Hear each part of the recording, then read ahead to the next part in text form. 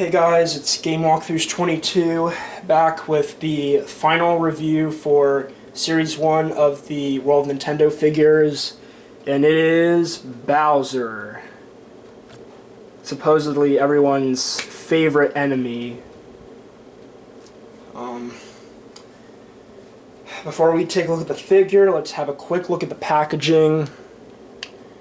Here's what the packaging looks like. There's the World Nintendo logos in red, and then again it's Series 1-1, and then Bowser, character's name, and then the Super Mario logo. And then on the back of the box it just showcases the figure and shows out some of his articulation. I believe he's a 6-inch figure with, I believe, 9 points of articulation. So now let's take a look at the figure. The figure is really nicely detailed.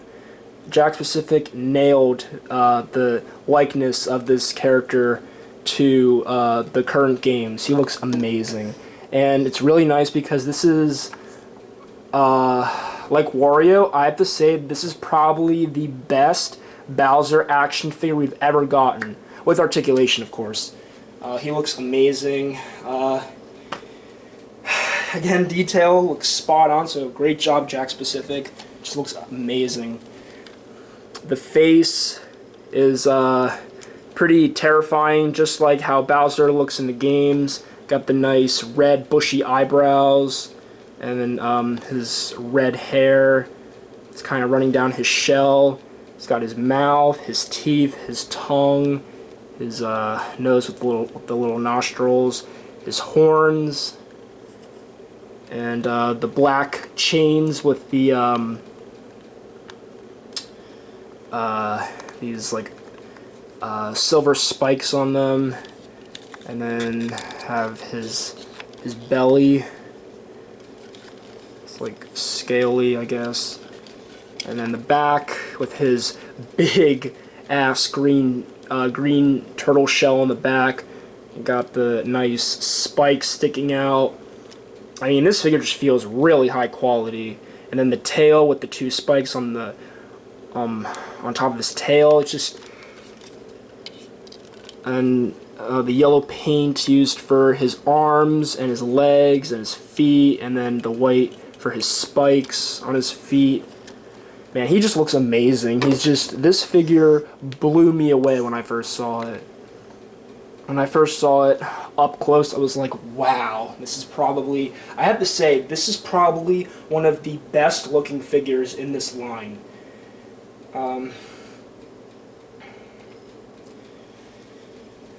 So now we get on to articulation, which it's a little more limited than Donkey Kong's because of the pose he's in. So his head moves. His head has barely any movement. It just like kind of jiggles like that. But there's really no movement in his head because his shell is kind of blocking his head from being moved. His arms, they do go 360 degrees, although I wouldn't recommend doing it too much because you might scratch the paint. His elbows bend, and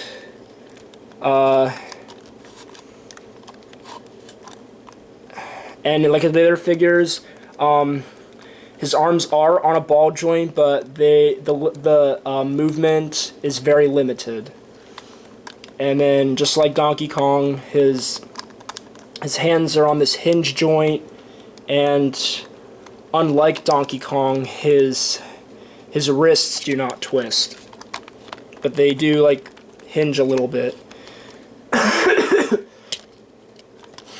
And then his legs also go 360 degrees, and they're also on a ball joint as well, but again, the movement on them is very limited. And then finally, his tail also spins.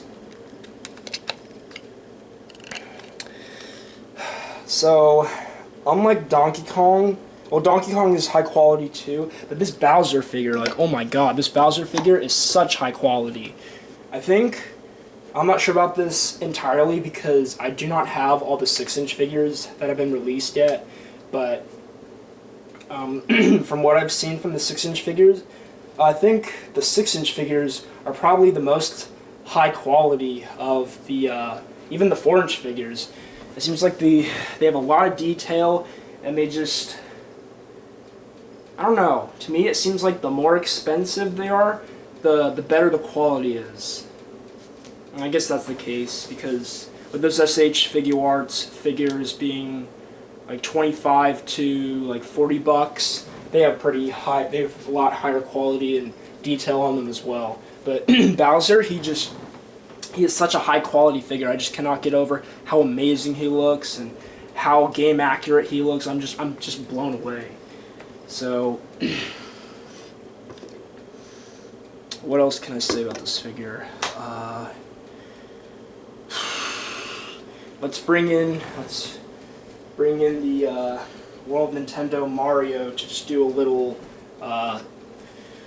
show how nicely scaled Bowser is, or show how nicely scaled the World of Nintendo Mario is with the Bowser. The scale is pretty good. Look at that. I mean, the scale is, Mario's perfectly in scale to Bowser, which is really nice. I think all the 4-inch figures are pretty much in scale to Bowser, which is how it should be. So that's really nice that Jakks Pacific paid really close attention to scale.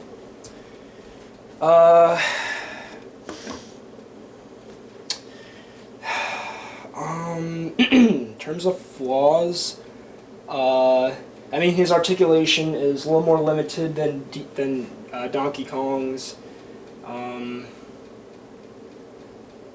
Other than that, there's really not much else. There's really nothing wrong with this figure.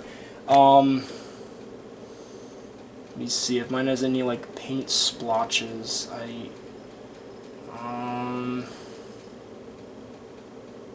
There's a little bit of white running into the red for his mouth, but and there's like some paint splotches. Like there's some green on his. They're actually orange, not red. But on the camera's making it look red. On his orange eyebrows and spiky, or in his hair, there are like some little green dots of paint. But even with those little paint splotches, this is still a really nice figure, and I highly recommend this figure. Unfortunately, he is very rare, just like Link. He's very hard to find. So if you find him for a decent price, definitely pick him up. He's totally worth it. So that concludes my look at the first wave of World of Nintendo figures, and next time we will be moving on to the 2.5-inch figures in Wave 2. So I will see you guys then, and thanks for watching.